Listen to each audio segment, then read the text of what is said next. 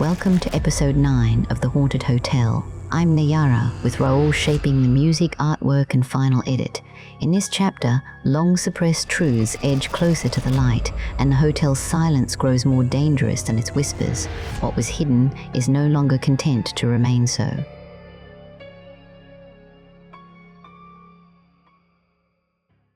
Chapter 20. "Shall I see you again?" she asked, as she held out her hand to take leave. "It is quite understood between us, I suppose, about the play." Francis recalled his extraordinary experience of that evening in the renumbered room. "My stay in Venice is uncertain," he replied. "If you have anything more to say about this dramatic venture of yours, it may be as well to say it now. Have you decided on a subject already? I know the public taste in England better than you do, and might save you some waste of time and trouble if you have not chosen your subject wisely." "I don't care what subject I write about, so long as I write," she answered carelessly. "If you have got a subject in your head, give it to me. I answer for the characters and the dialogue." "You answer for the characters and the dialogue," Francis repeated. "That's a bold way of speaking for a beginner. I wonder if I should take you sublime confidence in yourself if I suggested the most ticklish subject to handle which is known to the stage. What do you say, Countess, to entering the lists with Shakespeare and trying a drama with a ghost in it, a true story, mind, founded on events in this very city in which you and I are interested?"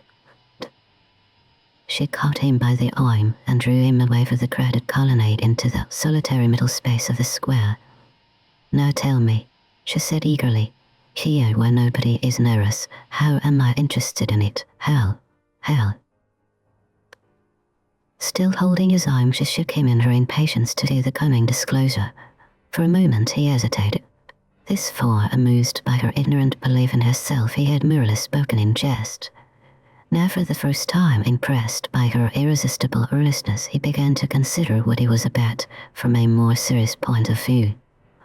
With her knowledge of all that had passed in the old palace before its transformation into an hotel, it was surely possible that she might suggest some explanation of what had happened to his brother and sister and himself. Or failing to do this, she might accidentally reveal some event in her own experience which, acting as a hint to a competent dramatist, might prove to be the making of a play. The prosperity of his theatre was his one serious object in life. "I may be in the trace of another Corsican brothers," he thought. "A new piece of that sort would put £10,000 in my pocket at least."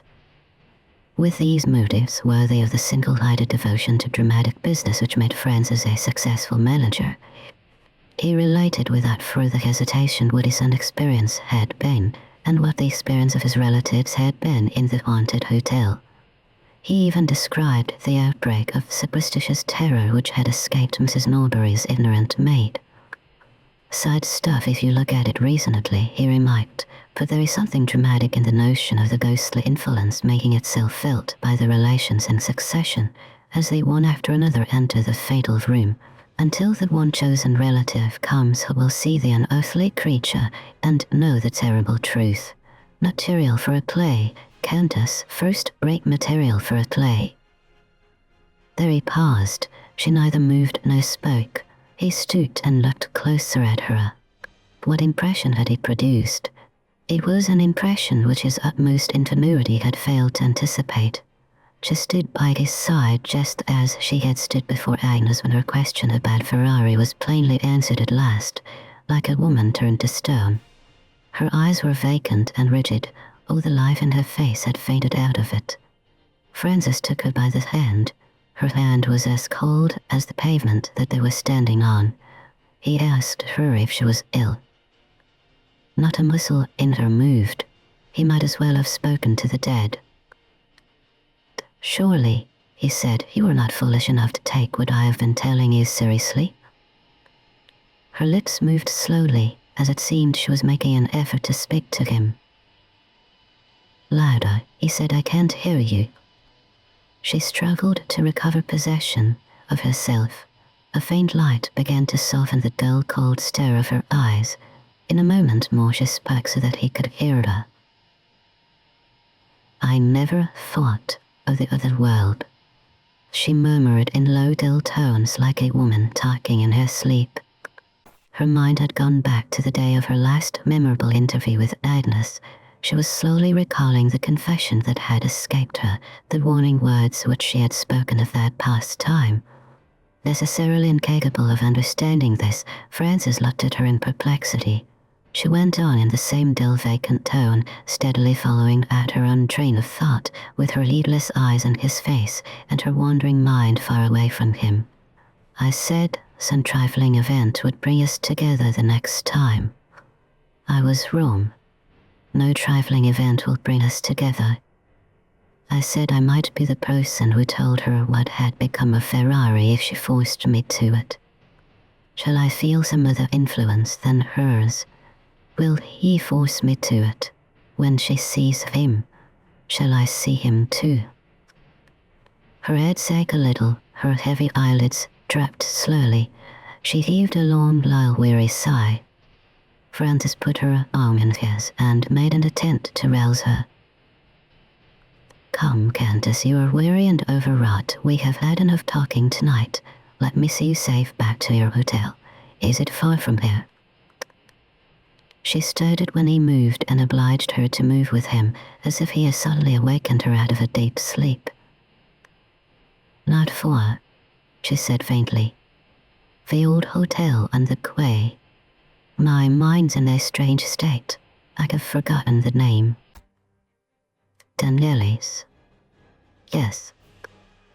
He led her on slowly. She accompanied him in silence as far as the end of the piazzetta.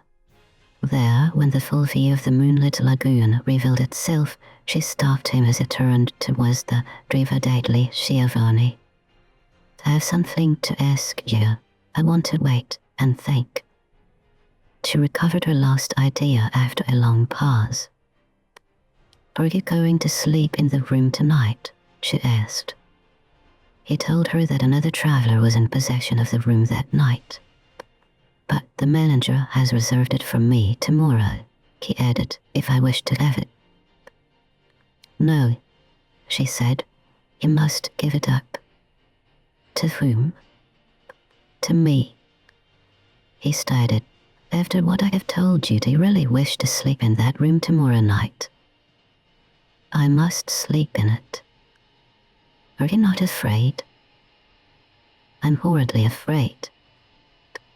So I should have thought, after what I have observed in you tonight, why should you take the room? You were not obliged to occupy it unless you like. I was not obliged to go to Venice when I left America, she answered, and yet I came here. I must take the room and keep the room until... She broke off at those words. Never mind the rest, she said. It doesn't interest you. It was useless to dispute with her. Frances changed the subject.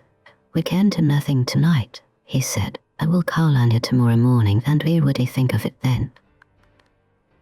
They moved on again to the hotel. As they approached the door, Frances asked if she would stay in Venice under her own name. She shook her head. As your brother's widow, I am known here. As Countess Nerona, I am known here. I want to be unknown this time to strangers in Venice, and traveling under a common English name. She hesitated and stood still. What has come to me, she muttered to herself. Some things I remember and some I forget. I forgot Danieli's, and now I forget my English name. She drew him hurriedly into the hall of the hotel, on the wall of which hung a list of visitors' names. Running her finger slowly down the list, she pointed to the English name that she had assumed. Mrs. James. Remember that when you call tomorrow, she said. My head is heavy. Good night. Francis went back to his own hotel, wondering what the events of the next day would bring forth.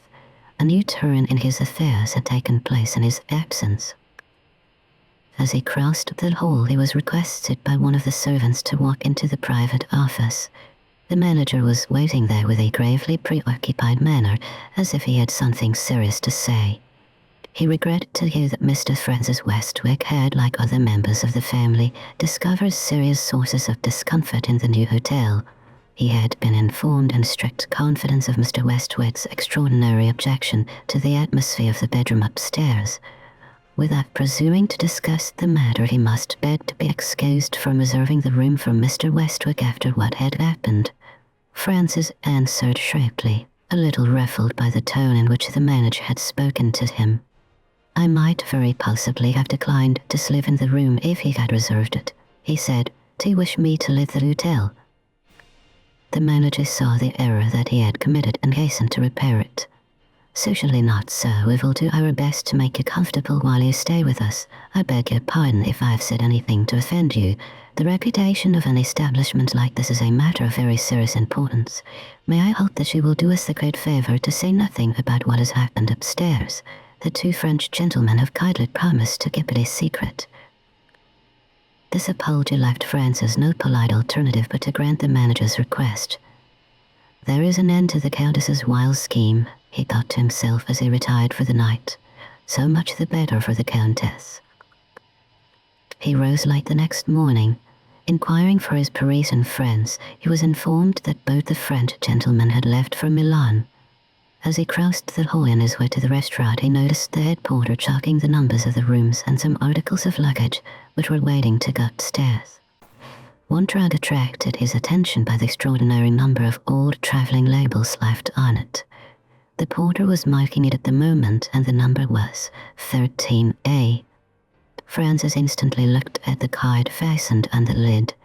It bore the common English name, Mrs. James. He at once inquired about the lady. She had arrived early that morning, and she was then in the reading room. Looking into the room, he discovered a lady in it alone. Advancing a little nearer, he found himself face to face with the Countess. She was seated in a dark corner with her head down and her arms crossed over her bosom. "Guess," she said in a tone of weary impatience before Francis could speak to her. "I thought it best not to wait for you. I determined to get here before anybody else could take the room." "Have you taken it for long?" Francis asked. "You told me Miss Lockwood would be here in a week's time. I have taken it for a week." "What has Miss Lockwood to do with it?" "She has everything to do with it. She must sleep in the room. I shall give the room up to her when she comes here."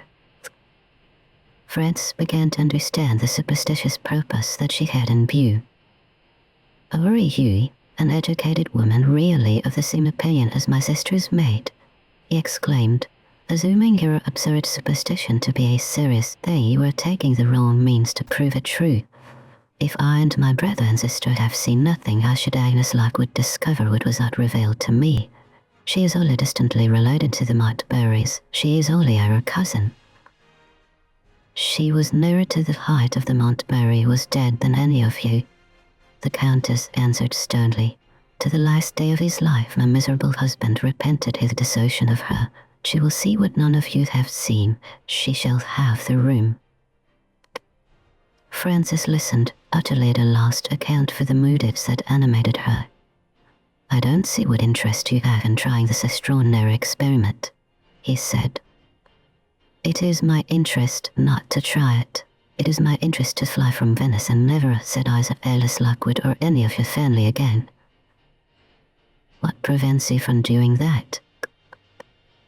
She started to her feet and looked at him wildly. "I know no more what prevents me than you do," she burst out.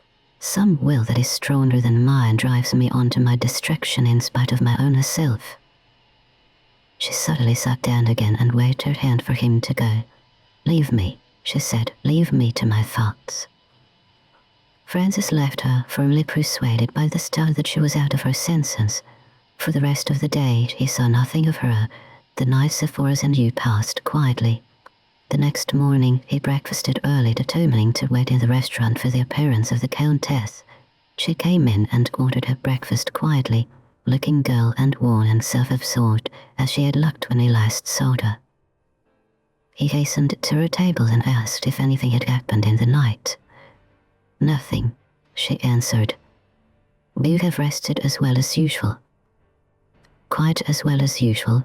Have you had any letters this morning? Have you heard when she is coming? I have had no letters. Are you really going to stay here?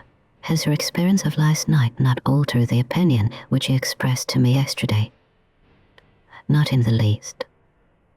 The momentary gleam of animation which had crossed her face when she questioned him about Agnes died out of it again when he answered her.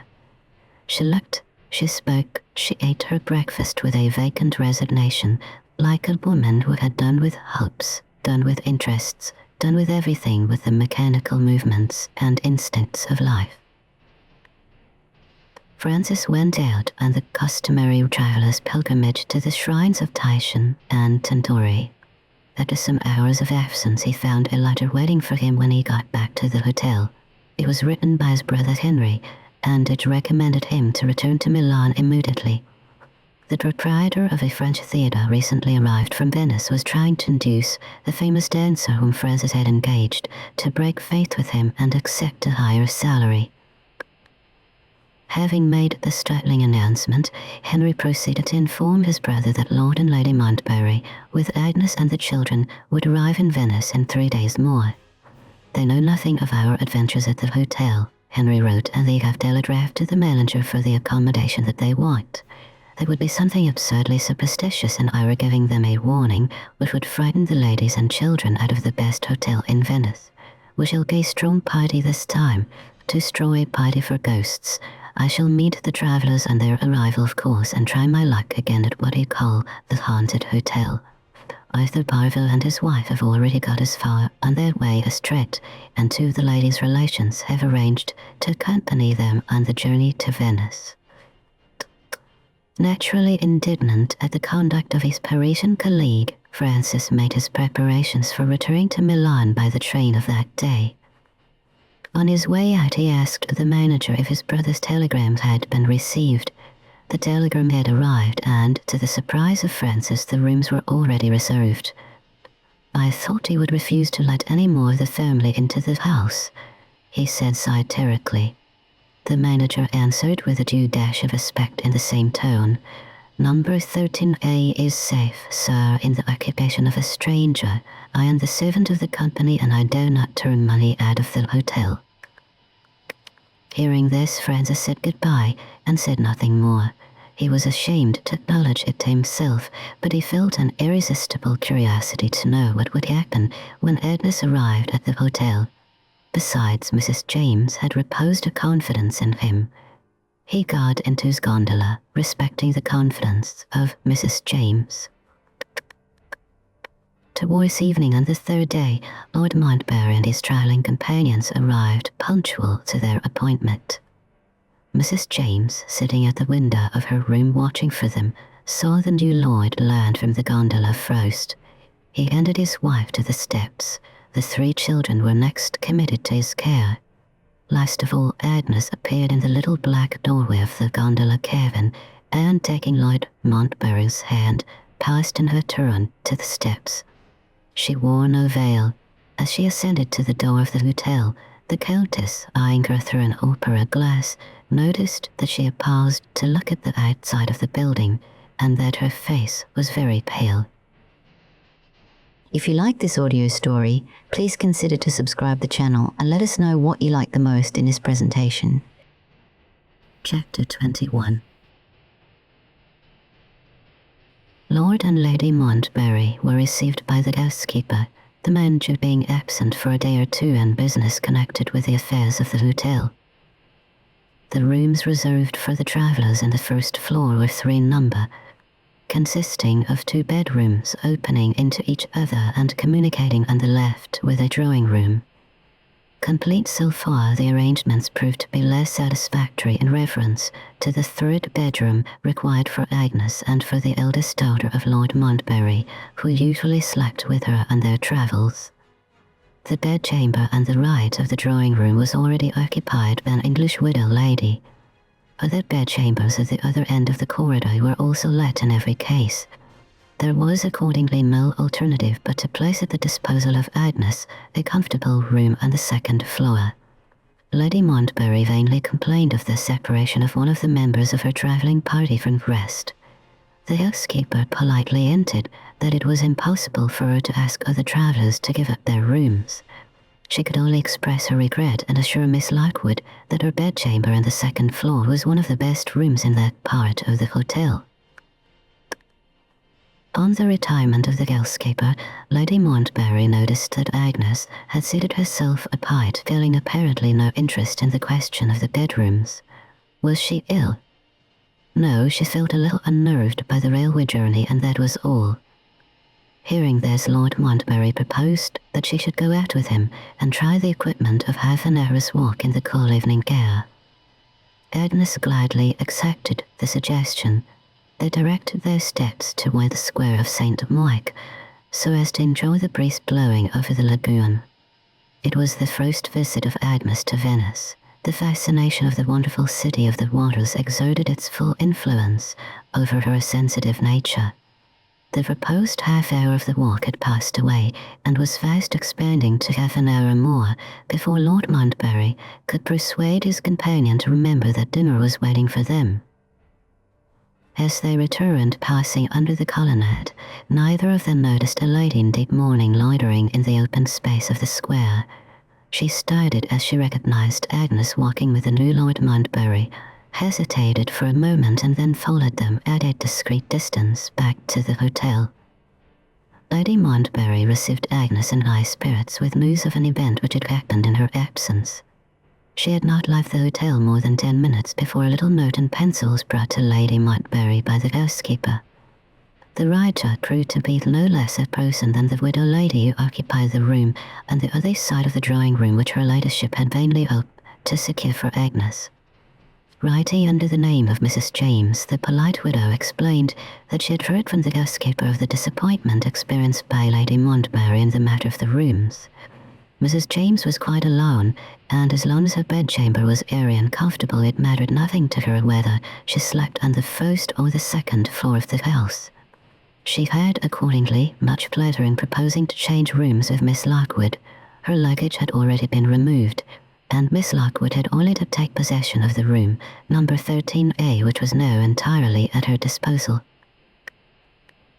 I immediately proposed to see Mrs. James, Lady Montbarry continued, and to thank her personally for her extreme kindness, but I was informed that she had gone out without leaving word at what hour she might be expected to return. I have written a little note of thanks saying that we hope to have the pleasure of personally expressing our sense of Mrs. James's courtesy tomorrow. In the meantime, Agnes, I have ordered your boxes to be removed downstairs. Go and judge for yourself, my dear, if that good lady has not given up to you the prettiest room in the house. With those words, Lady Montbarry left Miss Lockwood to make a hasty toilette for dinner. The new room at once produced a favourable impression on Agnes. The large window opening into a balcony commanded an admirable view of the canal. The decorations on the walls and ceiling were skillfully copied from the exquisitely graceful designs of Raphael in the Vatican. The massive wardrobe possessed compartments of unusual size, in which double the number of dresses that Agnes possessed might have been conveniently hung at full length. In the inner corner of the room near the head of the bedstead, there was a recess which had been turned into a little dressing room, and which opened by a second door on the inferior staircase of the hotel commonly used by the servants. Noticing these aspects of the room at a glance, Agnes made the necessary change in her dress as quickly as possible. On her way back to the drawing-room, she was addressed by a chambermaid in the corridor who asked for her key. "I will put your room tidy for the night, miss," the woman said, "and I will then bring the key back to you in the drawing-room." While the chambermaid was at her work, a solitary lady loitering about the corridor of the second story was watching her over the balusters. After a while, the maid appeared with her pail in her hand, leaving the room by way of the dressing-room and the back stairs. As she passed out of sight, the lady on the second floor, no other, is needless to add, than the Countess herself, ran swiftly down the stairs, entered the bedchamber by the principal door, and hid herself in the empty side compartment of the wardrobe.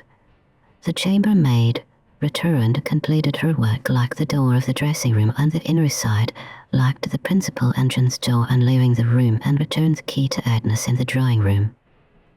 The travellers were just sitting down to their late dinner when one of the children noticed that Agnes was not wearing her watch. Had she left it in her bedchamber in the hurry of changing her dress?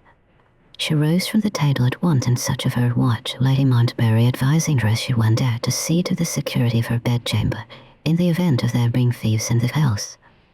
Agnes found her watch forgotten on the toilet table as she had anticipated. Before leaving the room again, she acted on Lady Montbarry's advice, and tried the key in the lock of the dressing-room door.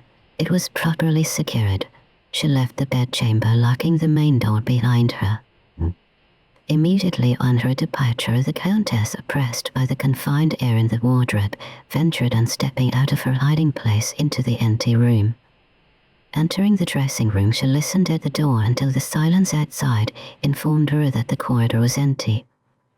Upon this, she unlocked the door and, passing out, closed it again softly, leaving it to all appearance when viewed on the inner side as carefully secured as Agnes had seen it when she tried the key in the lock with her own hand.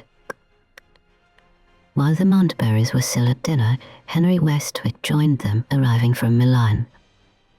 When he entered the room, and again when he advanced to shake hands with her, Agnes was conscious of a latent feeling which secretly reciprocated Henry's unconcealed pleasure on meeting her again.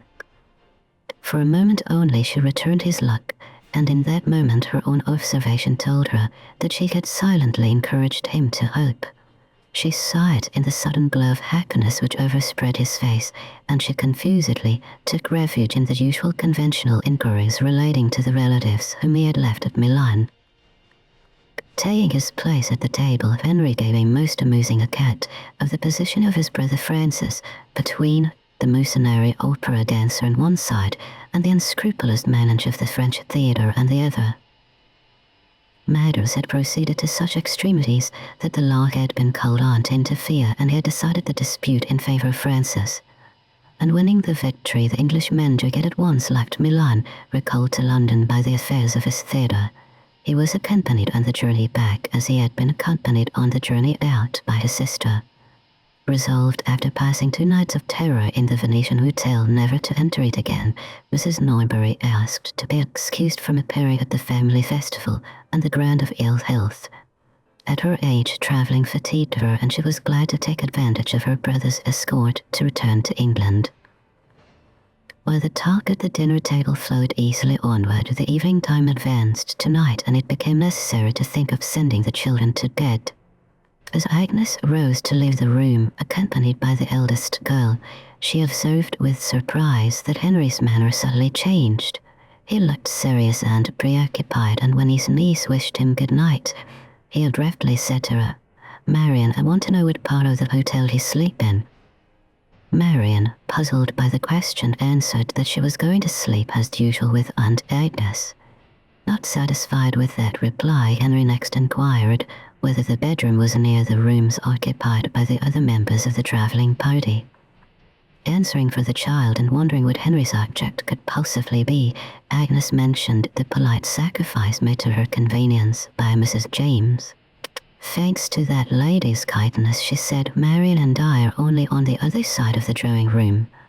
Henry made no remark. He looked incomprehensibly discontented as he opened the door for Agnes and her companion to pass out. After wishing them good night, he waited in the corridor until he saw them enter the fatal corner room, and then he called abruptly to his brother, "Come out, Stephen, and let us smoke." As soon as the 2 brothers were at liberty to speak together privately, Henry explained the motive which had led to his strange inquiries about the bedrooms. Francis had informed him of the meeting with the Countess at Venice and of all that had followed it, and Henry now carefully repeated the narrative to his brother in all its details. "I am not satisfied," he added, "about that woman's purpose in giving up her room. Without alarming the ladies by telling them what I have just told you, can you not warn Agnes to be careful in securing her door?" Lord Montbarry replied that the warning had been already given by his wife, and that Agnes might be trusted to take good care of herself and her little bedfellow. For the rest, he looked upon the story of the Countess and her superstitions as a piece of theatrical exaggeration, amusing enough in itself, but unworthy of a moment's serious attention. While the gentlemen were absent from the hotel, the room which had been already associated with so many startling circumstances became the scene of another strange event in which Lady Montbarry's eldest child was concerned. Little Marian had been got ready for bed as usual, and had, so far, taken hardly any notice of the new room. As she knelt down to say her prayers, she happened to look up at that part of the ceiling above her which was just over the head of the bed. The next instant she alarmed Agnes by starting to her feet with a cry of terror, and pointing to a small brown spot in one of the white panelled spaces of the carved ceiling. "It's a spot of blood," the child exclaimed. "Take me away, I won't sleep here." Seeing plainly that it would be useless to reason with her while she was in the room, Agnes hurriedly wrapped Marian in a dressing gown and carried her back to her mother in the drawing-room. Here the ladies did their best to soothe and reassure the trembling girl. The effort proved to be useless. The impression that had been produced on the learned and sensitive mind was not to be removed by persuasion. Marian could give no explanation of the panic of terror that had seized her. She was quite unable to say why the spot on the ceiling looked like the color of a spot of blood. She only knew that she would die of terror if she saw it again. Under these circumstances, but one alternative was left. It was arranged that the child should pass the night in the room occupied by her two younger sisters and the nurse. In half an hour or more, Marian was peacefully asleep with her arm round her sister's neck. Lady Montbarry went back with Agnes to her room to see the spot on the ceiling which had so strangely frightened the child. It was so small as to be only just perceptible, and it had in all probability been caused by the carelessness of a workman, or by a dripping from water accidentally spilt on the floor of the room above. "I really cannot understand why Marian should place such a shocking interpretation on such a trifling thing," Lady Montbarry remarked. "I suspect that the nurse is in some way answerable for what has happened," Agnes suggested. "She may quite possibly have been telling Marian some tragic nursery story which has left its mischievous impression behind it. Persons in her position are sadly ignorant of the danger of exciting a child's imagination. You had better caution the nurse tomorrow." Lady Montbarry looked around the room with admiration. "Is it not prettily decorated?" she said. "I suppose, Agnes, you don't mind sleeping here by yourself?" Agnes laughed. "I feel so tired," she replied, "that I was thinking of bidding you good night instead of going back to the drawing-room." Lady Montbarry turned towards the door. "I see your jewel case on the table," she resumed. "Don't forget to lock the other door there in the dressing-room." "I've already seen to it and tried the key myself," said Agnes. "Can I be of any use to you before I go to bed?" "No, my dear, thank you. I feel sleepy enough to follow your example. Good night, Agnes, and pleasant dreams on your first night in Venice." You've been listening to episode 9 of The Haunted Hotel, narrated by Nayara, with music, art and editing by Raoul. The mystery is unraveling fast. Stay with us.